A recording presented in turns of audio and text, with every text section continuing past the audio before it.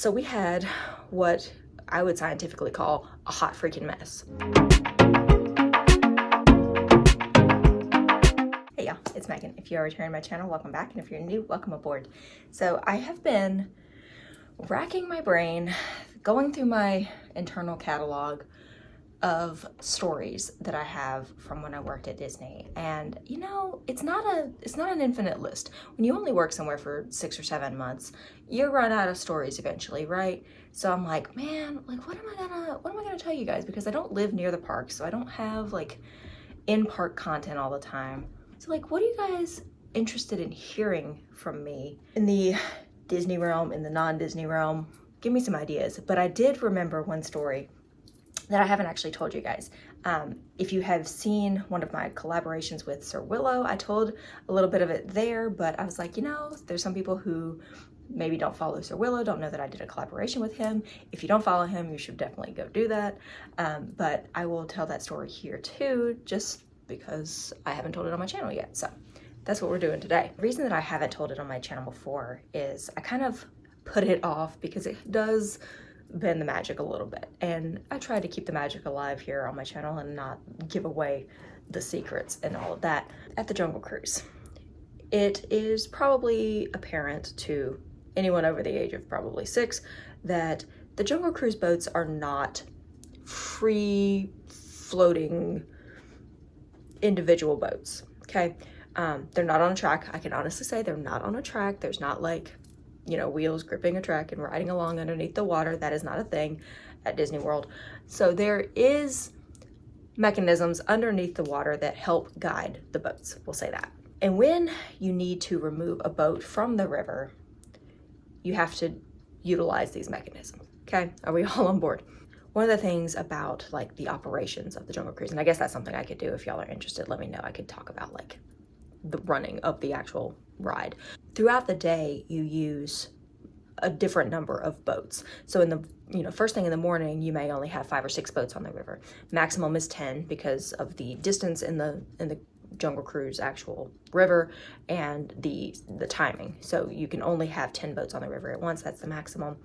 And they do take some off the river as the day kind of slows down. So at like 3 in the afternoon, you're going to have those full 10 boats on the river. But as you get closer to park close, you're going to have fewer and fewer, probably ending around that 5 or 6. As the day goes on and you need to take those boats off the river, what they do is they pull up to the dock, they unload their guests, and then they back straight up into boat storage. I think they're still there, but there's like a little stack of suitcases when you are waiting to come up to the dock.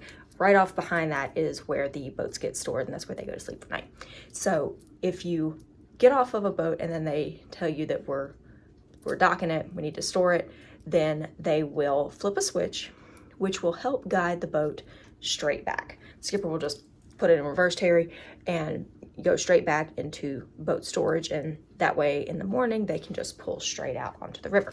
So when you flip the switch, there is a fork kind of that instead of coming from where Trader Sam was around in front of the dock, you're able to just go straight back. If I had not been personally standing on the dock, I would have sworn this did not happen, but I was standing there for the entire time.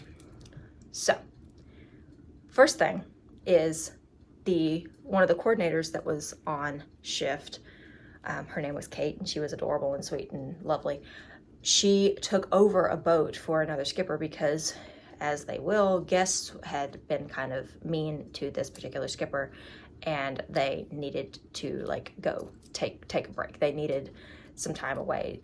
There were tears involved. There was some verbal abuse.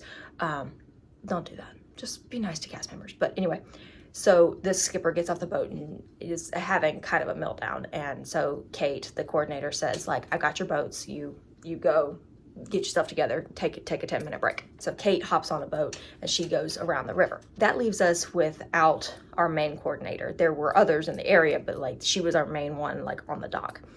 So that's strike number 1. Strike number 2, We had a skipper who was an adorable, sweet older gentleman. He was one of the nicest people that you could possibly know, but he was a little verbose.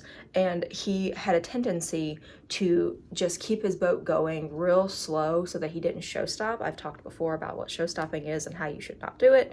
And he wanted to avoid that because he had gotten fussed at a few times for doing it. So he had his boat going real slow and he was just talking and gesticulating and real animated guy.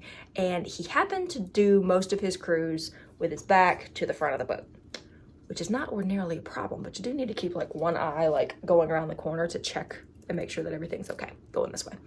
So he's coming past at the time, Trader Sam, and he's talking about, you know, having people for dinner and giving them the cold shoulder and all the cannibalism jokes that we somehow allowed at Disney for a great number of years. And he's not looking at the dock where we are standing there screaming, skip, hold, skip, skip, skip. And we're screaming for him to hold because this switch has been flipped so that a boat on the dock can go back.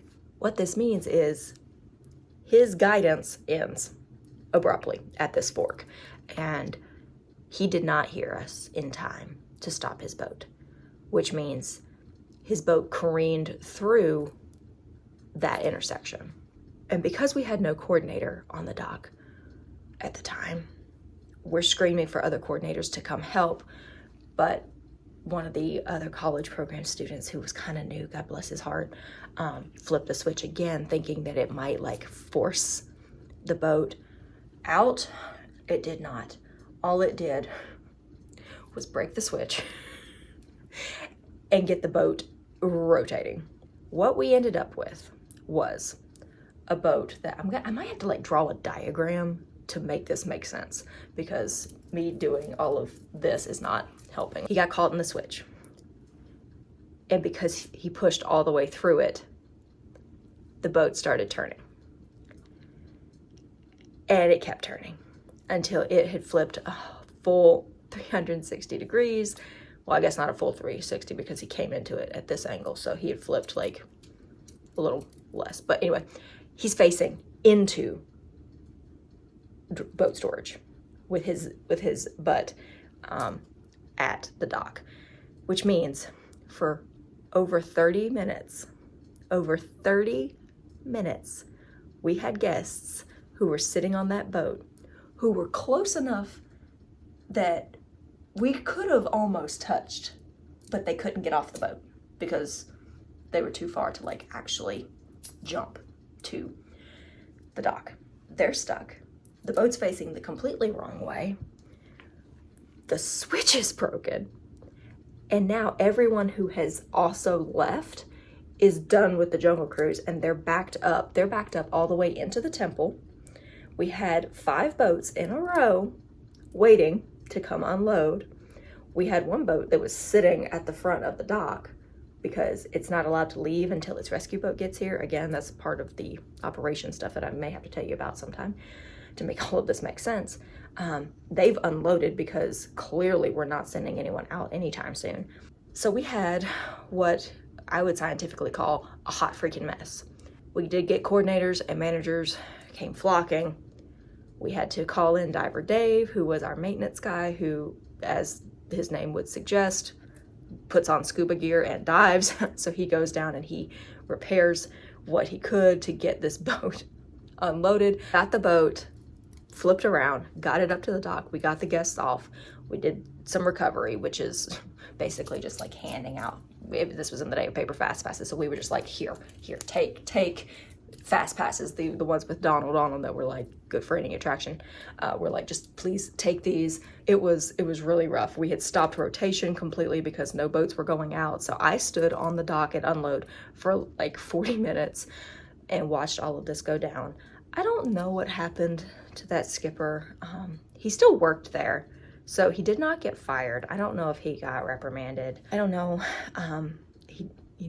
There was a lot of things that needed to happen that didn't happen, and a lot of things that happened that really shouldn't have. But the moral of the story is always pay attention to your surroundings, and if someone tells you to hold, freaking hold. So that is it for today. Hope you guys enjoyed. Let me know if you are interested in hearing like some of the operational stuff about the Jungle Cruise, or if you have any ideas for things that I can talk about outside of stories, because my cup runneth dry, as it were. So if you have some ideas for some Disney things or some non-Disney things that you'd like for me to talk about, let me know those down below, and I will see you guys in my next video. Bye, y'all. I just keep getting closer and closer to y'all. Like, y'all checking out. Look at these. Have I shown you my earrings? Like, this one is an X-Wing and this one's a TIE Fighter. I'm obsessed. I'll link them down below if you're interested, because they're my new favorite thing in the entire world.